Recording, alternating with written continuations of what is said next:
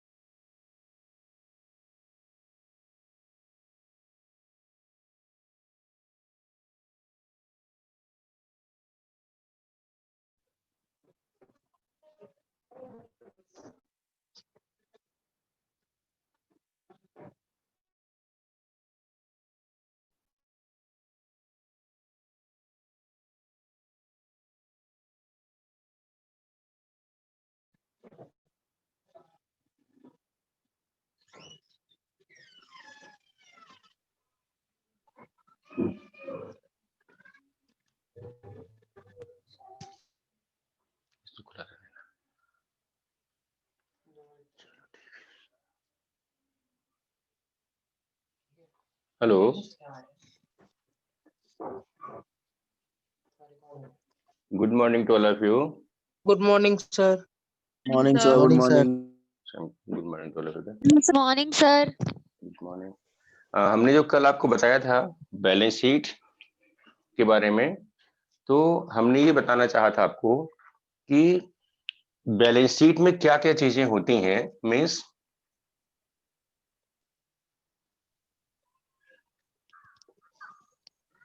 अब जब हम बैलेंस शीट के बारे में जानना शुरू कर देते हैं तो हमें पढ़ना क्या है, जो हमारा मेन टॉपिक है वो ये है कि what are the essential characteristics of balance sheet.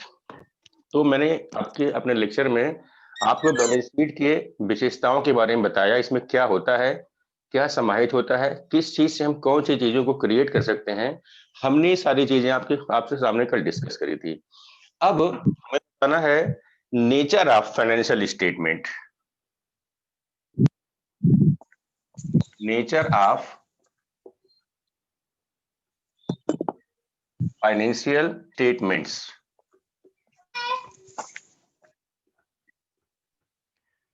अर्थात वित्तीय विवरणों की प्रकृति क्या होती है। What are the essentials nature of financial statement, या वित्तीय विवरणों की प्रकृति।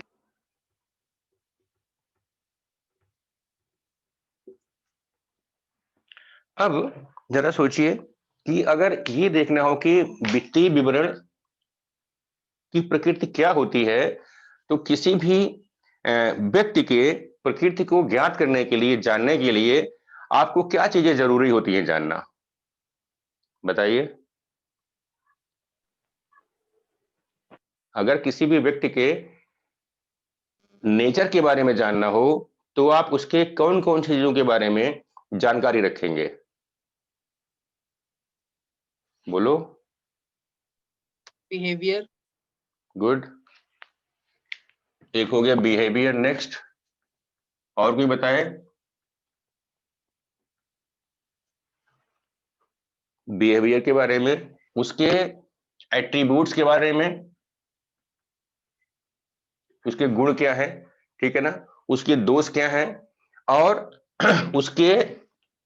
उसकी स्टाइल क्या है, स्पीकिंग,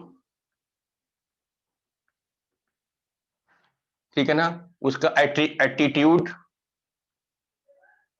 मतलब एक सामान्य तरीके से अगर हमें किसी व्यक्ति के बिहेवियर, किसी व्यक्ति के नेचर के बारे में वर्णन करना, जानना होता है, तो हम कम से कम उसके बिहेवियर के बारे में सोचते हैं। उसका बिहेव कैसा है, उसका एट्रीब्यूट कैसा, उसमें कौन कौन से गुण हैं, उसकी रहने उठने बैठने खाने पीने की क्या तौर तरीके हैं, अर्थात उसकी जीवन शैली कैसी है, उसके स्पीकिंग के स्टाइल क्या है, और उसके एटीट्यूड क्या है। अगर हम इन 4-5 चीजों का ध्यान रखें, जैसे किसी से हमको अगर फ्रेंडशिप करनी हो, किसी के बारे में, किसी से फ्रेंडशिप करने में क्या चाहेंगे, उनकी इन सारे चीजों को हम देखेंगे नहीं देखेंगे, बोलिए। अगर हमने किसी से फ्रेंड करेंगे ना, तो इसका मतलब Yes, ये sir. हुआ कि जब हमें किसी चीज के किसी भी वस्तु के नेचर को जानना है, इसका मतलब है कि हमें उसके बारे में उसके pro and cons each and everything को जानना जरूरी है, जिससे दोस्ती करनी है, जिसके साथ रहना है। अगर उसके बारे में हमसे कोई पूछता है कि what type of the person is this, तो you can explain about the person with the help of these all 4 3 or 5 things। ये तो करते हैं हम लोग। ऐसे ही हमने आपको अभी तक जो बताया है वो क्या बताया है कि बैलेंस शीट या प्रॉफिट लॉस अकाउंट का बिहेवियर क्या है, उसमें हम क्या देखते हैं, उसके एट्रीब्यूट्स क्या हैं, उसके गुण क्या हैं, उसकी स्टाइल क्या है, स्पीकिंग स्टाइल क्या है, एटीट्यूड स्टाइल क्या है, वो कहना क्या चाहता है, इन सब के बारे में ध्यान देना होता है। ठीक, अब देखें कि जो ये वित्तीय स्टेटमेंट फाइनेंशियल स्टेटमेंट होते हैं, ये कौन से स्टेटमेंट को फाइनेंशियल स्टेटमेंट कहते हैं। मैंने आपको ये भी बताया है कि फाइनेंशियल स्टेटमेंट एक तो आता है बैलेंस शीट और दूसरा होता है profit and loss account. Profit and loss account. अब बैलेंस शीट और प्रॉफिट लॉस अकाउंट को हम फाइनेंशियल स्टेटमेंट क्यों कहते हैं, क्योंकि ये ऐसे स्टेटमेंट होते हैं जिसके थ्रू हम, इन दोनों के थ्रू हम किसी ना किसी निर्णय पर पहुंच सकते हैं। Means we may conclude something या some conclusions can be drawn with the help of balance sheet and with the help of profit and loss account. ठीक है, क्यों इससे निकाल सकते हैं? क्या हम जर्नल से निकाल सकते हैं कोई भी निर्णय? क्या हम जर्नल से कोई निष्कर्ष पे पहुंच सकते हैं? नहीं। नहीं पहुंच सकते। लेकिन ऐसे ही हम जर्नल से नहीं पहुंच सकते हैं तो हम लेजर से भी नहीं पहुंच सकते हैं किसी स्टेट मतलब किसी निर्णय पर, ना ही हम ट्रायल बैलेंस से पहुंच सकते हैं।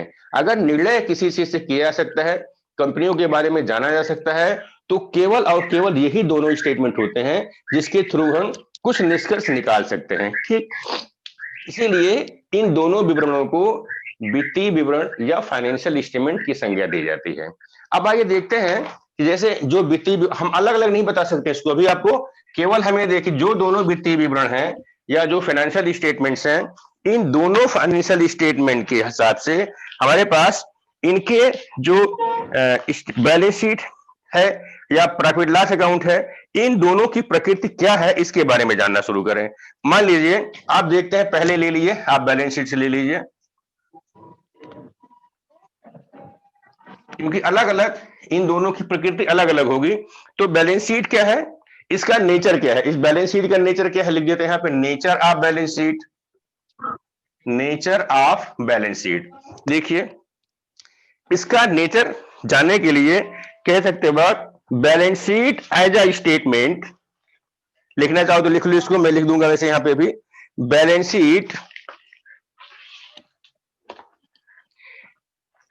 एज अ स्टेटमेंट ऑफ, पहला है balance sheet as a statement of assets and liabilities and capital fund, of assets and liabilities and capital fund। ठीक, पहला क्या इसका स्टेटमेंट है कि बैलेंस शीट एक एसेट लायबिलिटीज तथा कैपिटल फंड के स्टेटमेंट के रूप में देख सकते हो आप। मैंने आपको जो बैलेंस शीट का फॉर्मा बनाया था यहाँ पर, उसमें बार बार मैं लिखा कैपिटल, रिजर्व, सरप्लस, जाने क्या मैं लिखा था यहाँ पे, उन सबको ध्यान दीजिए। तो एक तरफ आपके पास लायबिलिटीज होती है और कैपिटल फंड होता है, उसके अलावा दूसरी तरफ जब जाते हैं एसेट साइड में तो हमारे सामने लैंड, बिल्डिंग, दुनिया भर की प्रॉपर्टीज और इसके अलावा short term capital, short term asset हमारे सामने आती हैं। तो कहते हैं कि बैलेंस शीट में हम बैलेंस शीट एसेट, लायबिलिटीज एवं कैपिटल फंड के स्टेटमेंट के रूप में हम इसका वर्णन कर सकते हैं। Means it shows the liabilities and capital fund and with the help of this liability and capital fund we create assets. तो this is the statement of asset and liabilities. ठीक है, दूसरा पॉइंट है, दूसरा इसका नेचर क्या है। Second है कि ये इसकी जो टाइटल होती है उस टाइटल को देखिए। दूसरा टाइटल, मैंने सब पढ़ा दिया आपको, फिर से देखिए। टाइटल के बारे में मैंने बताया था आपसे कि बैलेंस शीट प्रैक्टिस में क्या करते हैं, balance sheet called, balance sheet को हम कई नाम दे सकते हैं। जैसे एक नाम इसका है बैलेंस शीट और जनरल बैलेंस शीट, आपने सुना होगा। इसकी टाइटल क्या लिखते हैं, बैलेंस शीट और जनरल बैलेंस शीट। दूसरा स्टेटमेंट हम लिख सकते हैं इसके लिए, दूसरा नाम इसका है statement of financial position of the concern, या स्टेटमेंट ऑफ फाइनेंशियल पोजीशन और condition of the financial position of the concern. दूसरी टाइटल आप डाल सकते हो इसकी। तीसरी टाइटल डाल सकते हो आप statement of assets and liabilities. Third point इसी में statement of assets and liabilities. And इसके अलावा इसको कह सकते हो statement of resources and liabilities. ठीक, रिसोर्स एंड लायबिलिटी का स्टेटमेंट भी होता है। चौथा पॉइंट है कि आप टाइटल के नाम पे भी डाल सकते हो। नेक्स्ट है statement of assets liabilities and owner's fund. इसी टाइटल में 4-5 टाइटल लिख सकते हो। ठीक, तो टाइटल के रूप में हम बहुत सारी चीजों को लिख सकते हैं, जैसे 5 मैंने बता दिया, कुछ और नाम भी लिए जा सकते हैं। नेक्स्ट है फॉर्म। इसका फॉर्म क्या होता है, third point is the form. इसका स्वरूप कैसा होता है, इसको हम 2 तरीके से बना सकते हैं। देखिए जो बनाने का तरीका, एक तो हम ऐसे बनाते हैं जैसे विजाकार में देखा हुआ है कि यहाँ पे आपने लायबिलिटी लिखा और यहाँ पे एसेट्स लिखा। ठीक, अब लायबिलिटीज में भी लिखने का तरीका है कि जैसे आपने यहाँ पे लिखा कैपिटल, ठीक है ना, और सबसे लास्ट में लिख के जाते हो आप आउटस्टैंडिंग एक्सपेंसेस। यहाँ पे लैंड से शुरू करते हो आप और देखिए धीरे धीरे धीरे धीरे नीचे आते हो और लास्टली आप लिख देते हैं यहाँ पर प्रीपेड एक्सपेंसेस। ठीक है ना, यहां तक लेके हम आते हैं, इसको ऐड किया, इधर ले आओ, इसको ऐड कर दिया हमने। देखिए तो हम लास्ट में क्या लेके आते हैं, प्रीपेड एक्सपेंसेस। अब जरा देखिए कि हम यहां लिखे ओवर आउटस्टैंडिंग एक्सपेंसेस लिख दिया हमने, यहाँ पर कहा लिखा प्रीपेड एक्सपेंसेस। तो हमने शुरू कहां से किया था, कैपिटल से। हमने क्या किया, कैपिटल शुरू करने का मतलब ये हुआ कि ये लिक्विडिटी से लिक्विड लिक्विड लिक्विड, यहां देखिए बिल्कुल लिक्विड है, उसके ऊपर कम लिक्विड, उसके ऊपर कम लिक्विड, उसके ऊपर और कम लिक्विड, और उसके ऊपर आइए तो सबसे कम लिक्विड। ठीक, ऐसे यहां देखिए कि यहां पर आपके पास जो यहां लिक्विडिटी के बेस पे लोग है, तो ये ज्यादा लिक्विड, इसके ऊपर उससे ज्यादा कम लिक्विड, उससे ऊपर कम लिक्विड एसेट्स, उसके ऊपर कम लिक्विड एसेट्स, उसके ऊपर उससे कम लिक्विड एसेट्स, और उसके ऊपर सबसे कम लिक्विड एसेट्स हमारे सामने लिखी हुई है। अब लिक्विड एसेट्स का मतलब क्या होता है, ऐसे 2 प्रकार की हो रही हैं, जैसे current assets, long term assets और शॉर्ट टर्म एसेट्स, या current assets and fixed assets. तो देखिए जिसको हम जितनी जल्दी जितनी क्विकली कैश में चेंज कर सकते हो उस चीज को आप कहते हो मोर लिक्विड। जैसे आपके पास प्रीपेड एक्सपेंसेस है, तो प्रीपेड एक्सपेंसेस आपने किसी को दिया हुआ, किसी का उधार, मतलब किसी ने काम किया होगा, उसका काम के पैसे नहीं दिए गए, इसलिए प्रीपेड एक्सपेंसेस हुआ, सॉरी एक्स्ट्रा दे दिया होगा आपने, तो पहले पे कर रखा आपने। ऐसे आउटस्टैंडिंग एक्सपेंसेस है, किसी ने वर्क किया हुआ है और उसके पैसे अभी उसको दिए नहीं गए, तो पैसा किसके पास होगा, वो कंपनी के पास पैसा होगा, संस्था के पास पैसा होगा। उसके मान लीजिए लिखा हुआ यहाँ पे कैश लिखा हुआ है ऊपर में। ठीक, तो कैश को भी चेंज करने की आवश्यकता नहीं है, क्योंकि कैश फॉर्म में होता है। मान लीजिए आपके पास क्लोजिंग स्टॉक है, तो क्लोजिंग स्टॉक को क्या आप चेंज कर सकते हो तुरंत, कैश जैसे कैश आपके पास पड़ा हुआ है वैसे क्या क्लोजिंग स्टॉक आपके पास पड़ा हुआ है तुरंत आप चेंज कर सकते हो, इट इज नॉट, थोड़ा टाइम लगेगा। मान लीजिए माल आपके पास है ना, क्लोजिंग स्टॉक मींस गुड्स, तो गुड्स को आप जब चेंज करना चाहते हो तो गुड्स को बेचने के लिए बाजार में जाना पड़ेगा, ग्राहक खोजना पड़ेगा, तो ग्राहक खोजोगे शायद घंटे 2 घंटे 4 घंटे 4 दिन में मिल जाए। इसलिए prepaid expenses and closing stock या स्टॉक की तुलना में जो हमारा सॉरी स्टॉक है कैश की तुलना में ये कम लिक्विड है। ऐसे ऊपर बढ़ते चले जाएंगे आप तो आपके लायबिलिटी एसेट्स है ये अधिक लिक्विड से कम लिक्विड एसेट्स की तरफ बढ़ रही हैं। ऐसे ही आपकी लायबिलिटीज है, लायबिलिटीज भी क्विक लायबिलिटीज से या करंट लायबिलिटीज लिक्विड लायबिलिटीज से धीरे धीरे धीरे धीरे धीरे ये रिजिड लायबिलिटी होती चली जा रही हैं। जैसे अब सबसे ज्यादा रिजिड लायबिलिटी कौन सी कैपिटल है बता रहा हूं मैं आपसे, उसको हम कैश में तुरंत चेंज नहीं कर सकते। मतलब आपको लॉन्ग टर्म कैपिटल की आवश्यकता है, ये आप अपने कैपिटल को बढ़ाना चाहते हैं तो कैपिटल को क्या आप 24 घंटे के अंदर बढ़ा सकते हैं? नहीं। बोलिए, क्या कैपिटल नहीं। को आप नहीं बढ़ा सकते 24 घंटे के अंदर। क्यों? क्योंकि कैपिटल को लाने के लिए आपको प्रॉस्पेक्टस इशू करना पड़ेगा, फिर प्रॉस्पेक्टस इशू होगा तो उसके लिए आपको गारंटर खोजने पड़ेंगे, प्रोमोटर खोजने पड़ेंगे, प्रमोटर थ्रू आप बाजार में अपने उसको शेयर को डालोगे, फिर शेयर को खरीदने वाले आएंगे, कितने लोग लेते हैं, कितने लोग नहीं लेते हैं, कैसा अलॉटमेंट करना, क्या नहीं करना, तो ये मोर टाइम टेकन हो जाएगा हमारे लिए, है कि नहीं? ऐसे ही लैंड को बेचना आपको, तो क्या लैंड को आप तुरंत बेच सकते हैं आधे घंटे, पौन घंटे या 2-4 दिनों के अंदर? ये भी थोड़ा संभव नहीं होता है, तो टाइम टेकिंग होगा ये। इसलिए देखिए एक फॉर्म क्या हुआ कि लिक्विडिटी नीचे है, लिक्विड चीज है, और सबसे ऊपर रिजिड है, ठीक है ना? और यहाँ पे क्या है, सबसे नीचे लिक्विड है और सबसे ऊपर रिजिड एसेट्स है, ठीक है ना? तो हम जो अपने बैलेंस शीट है इसे दो फारे बना सकते हैं। Traditionally a balance sheet is prepared by dividing into two parts. Assets are known as the right side and the liabilities are owners funds are shown on the left side of the balance sheet. ये आपको समझ में आ गई बात ये? चलिए, तो इस तरीके से हम पहला जो बनाते हैं लिक्विड एसेट्स, फिर करंट एसेट्स लिखते हैं, फिर ऐसे ही फिक्स्ड लायबिलिटीज, फिर करंट लायबिलिटी लिखते हैं, ठीक? अब एक और तरीका हमारे सामने आता है, उसमें हम क्या करते हैं कि लिक्विड हम ऐसे फॉर्मूला बना के हम टी फॉर्म में बना दें। पहले हमने यहाँ क्या किया, यहाँ पे सारे, यहाँ पे पार्टिकुलर्स लिखा हमने, ऊपर लिखा बैलेंस शीट, यहाँ लिखा पार्टिकुलर्स, और लिख दिया यहाँ पे अमाउंट डाल दिया हमने, ठीक?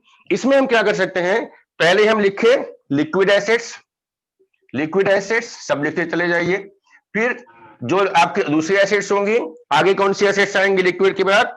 करंट, लिक्विड के बाद आएगा लिक्विड एसेट्स हो गया, जैसे मैंने कैश इन हैंड हो गया, एंड बैंक अकाउंट हो गया, बिल्स रिसीवेबल हो गया, सन्डी डेटर्स हो गए, उसमें से रिजर्व लेस कर दीजिए, फिर है इसको जोड़ दीजिए, ठीक? इसको उठाइए, जितने भी यहाँ पे होंगी इसको जोड़ के यहाँ ला दीजिए। इसके पश्चात इसमें से आप करिए करंट लायबिलिटीज को घटा दीजिए, यहाँ लिख देंगे आप deduct current liabilities, current liabilities यहाँ लिखेंगे डिडक्टेड, तो यहाँ घटा दीजिए इसको, फिर कुछ ना कुछ आंसर यहाँ पे आ जाएगा। इसके बाद आएगा जिसमें से करंट लायबिलिटीज में क्या होगा, बीपी होगा, सन्डी क्रेडिटर्स होगा, डेटर्स अदर्स होगा, क्लोजिंग स्टॉक होगा, ठीक? इसका आंसर जो आएगा उसको लिखिए, फिर यहाँ पे आएगा जो आंसर निकाल के लिए आप घटाने के पश्चात आंसर लिखा, लाइन खींचिए नीचे में, फिर आएगा यहाँ लिखेंगे आप फिक्स्ड एसेट्स, ठीक है? यहाँ लिखेंगे आप फिक्स्ड एसेट्स, अमाउंट लेंगे सारे का, फिर लेंगे लेस फिक्स्ड लायबिलिटीज, फिर लेके आओगे। तो इस तरह से दो फॉर्म में आप इसे बना सकते हो, एक तो आप बना सकते हो स्टेटमेंट फॉर्म में, दूसरा बना सकते हो टी फॉर्म में, ठीक है ना? तो इस तरह से आप करके बैलेंस शीट के बैलेंस शीट को आप, इसका जो फॉर्म होगा वो दो तरीके के फॉर्म में बना सकते हो, ठीक है?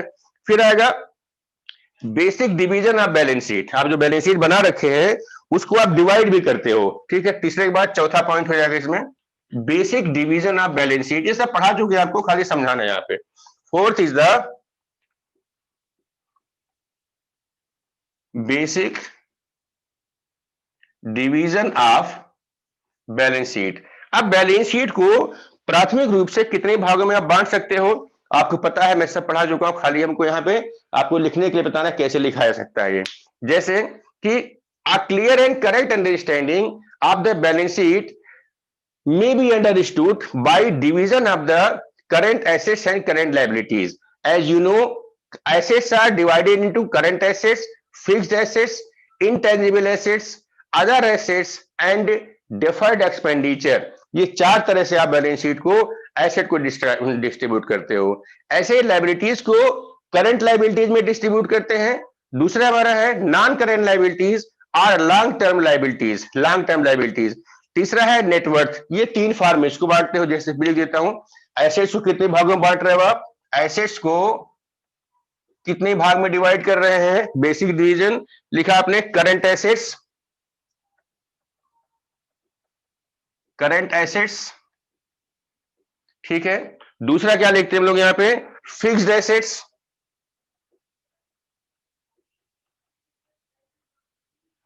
तीसरा इसके डिवीजन है इनटेंजिबल एसेट्स,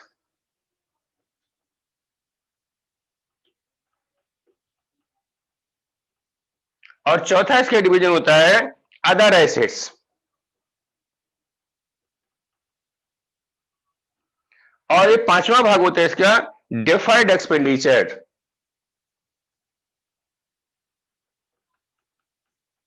डिफर्ड एक्सपेंडिचर, ये डिवीजन हमने एसेट का दिखा दिया आपको। फिर ऐसे ही हम लाइबिलिटीज को भी डिवाइड कर सकते हैं, लाइबिलिटीज का भी डिवीजन किया जा सकता है। अब लाइबिलिटीज को कितने भाग में डिवाइड कर सकते हैं उसको दिखाते हैं आपको। आपका लाइबिलिटीज जो है इसका डिवीजन करोगे आप, लिखेंगे करंट लाइबिलिटीज,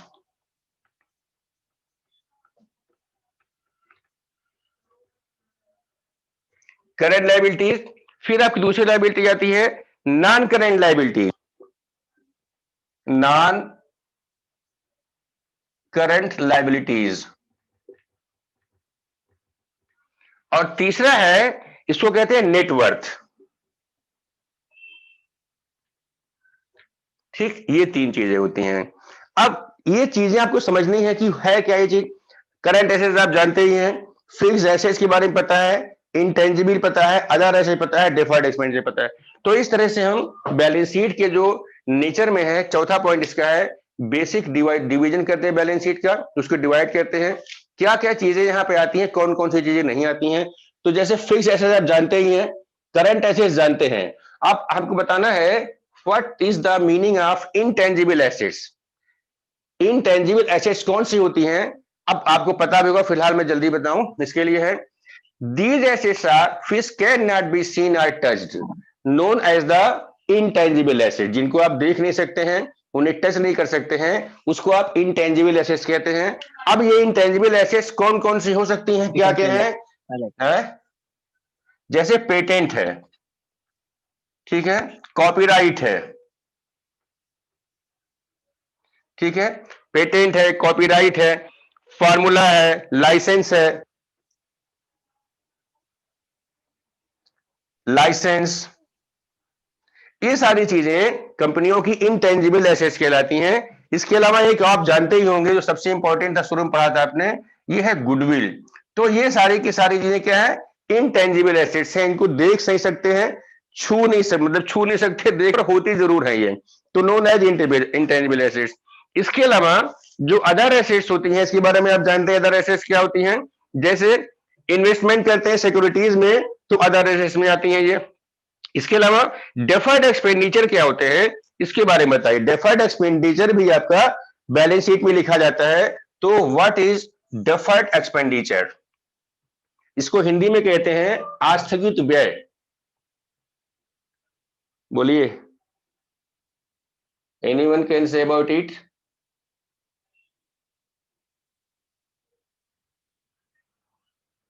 बोलिए भाई, मेरी आवाज जा रही है आप लोगों तक? Hello, yes sir. बताओ बेटा, ये जो मैंने बताया आपसे कि ये डेफर्ड एक्सपेंडिचर क्या होते हैं, what do you mean by deferred expenditure? कभी बैलेंस शीट पे हमने ऐसा एक्सपेंडिचर लिखा हुआ है? बोलिए, क्या कभी आपने बैलेंस शीट में ऐसे एक्सपेंडिचर को देखा है?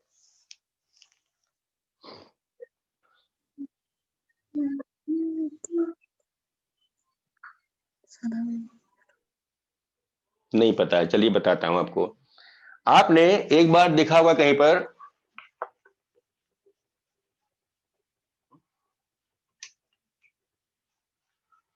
एक वर्ड आपने सुना होगा, प्रिलिमिनरी एक्सपेंसेस।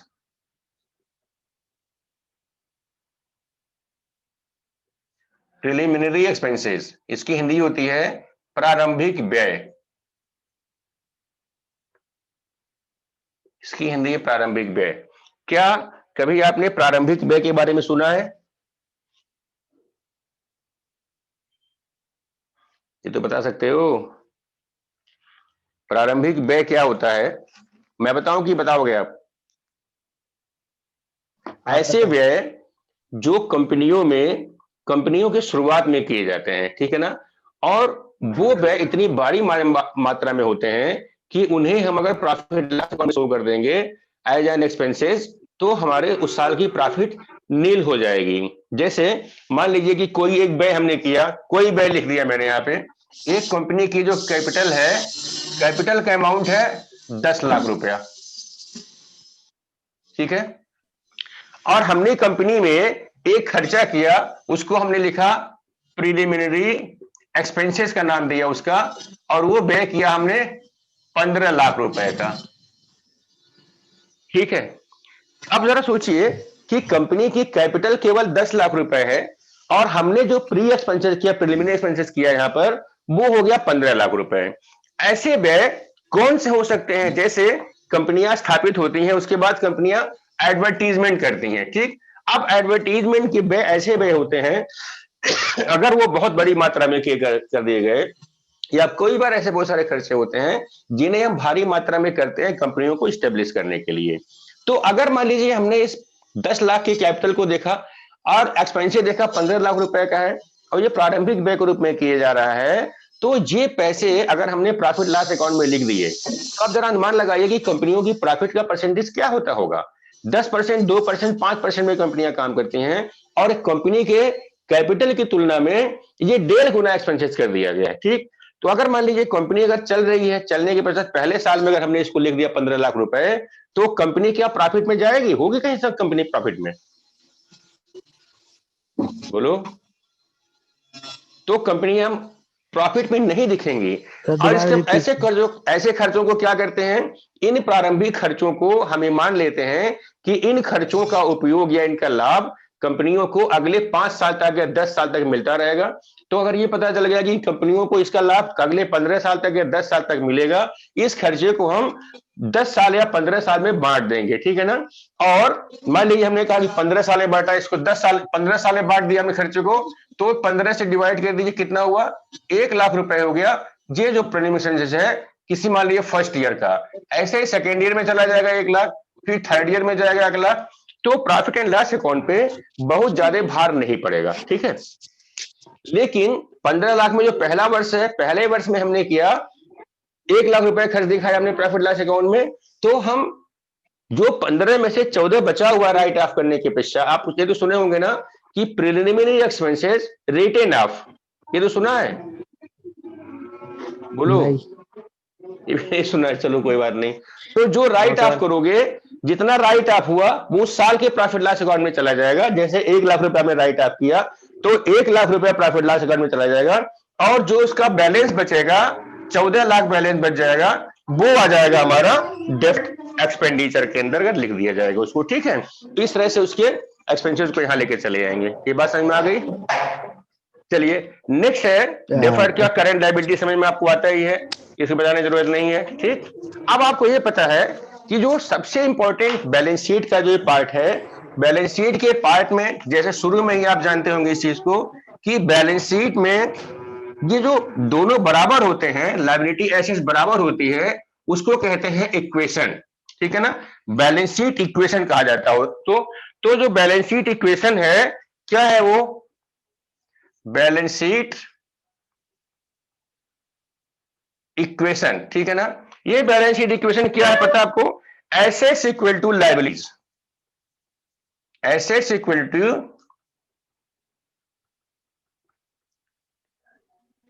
ये तो आपने देखा ही है, जानते ही है एसेट इक्वल टू लायबिलिटी होता है। अब इस एसेट इक्वल टू लायबिलिटीज को हम और भी तोड़ सकते हैं। इसका होता है assets equal to liabilities plus owners capital या ओनर्स फंड, इसको ऐसे भी लिख सकते हो आप। ठीक है, बात समझ में आ गई कि liabilities plus owners equity, owners capital या ओनर्स फंड, या इसको और नाम दे दीजिए ओनर्स इक्विटी। ठीक, ये देखिए फिर आपके अंदर आता है जो ये बल्ब के सामने फॉर्मूला।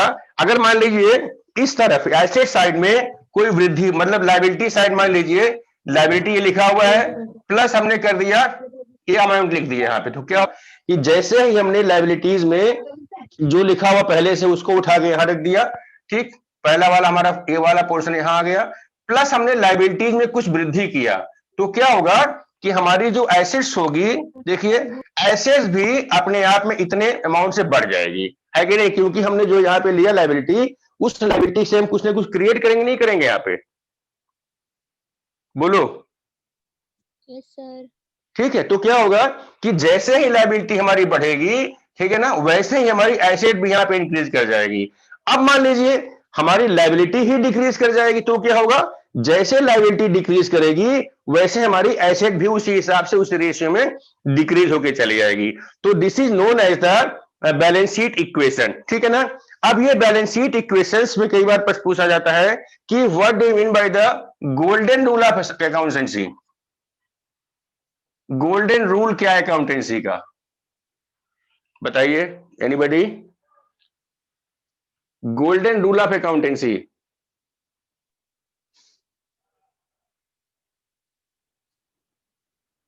एक तो यही हो गया एसेट इक्वल टू लायबिलिटीज, ठीक है। और दूसरा है for each and every debit there must be a credit, ठीक है ना। For that we have taken 3 types of accounts, that is personal real nominal account. For personal account debit the receiver and credit the giver. For nominal account debit all expenses and losses and credit all incomes and gains। तीसरा है for real account debit what comes in and credit what goes out। तो these are known as the golden rule of accountancy।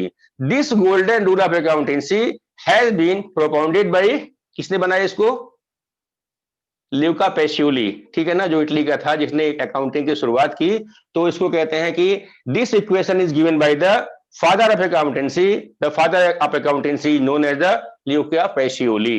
ये हो गया आपका balance sheet का equation क्या होता है, ठीक। तो इस तरह से आप इसको बढ़ा घटा के पढ़ सकते हो, ठीक है। बैलेंस शीट इक्वेशन हो गया। फिर आइए, इसके अलावा इसमें क्या क्या चीजें मिल सकती हैं, बहुत सारी और पॉइंट्स होते हैं, उसको हम बहुत अधिक डिस्कशन नहीं कर पाएंगे। फिलहाल इतना जानिए कि नेचर ऑफ बैलेंस शीट में आपके पास इतने सारे पॉइंट्स आ गए, ठीक। अब हमें देखना होता है what is profit and loss account and what is the nature of profit and loss account. We are running out of time, therefore we are bound to bind our meeting.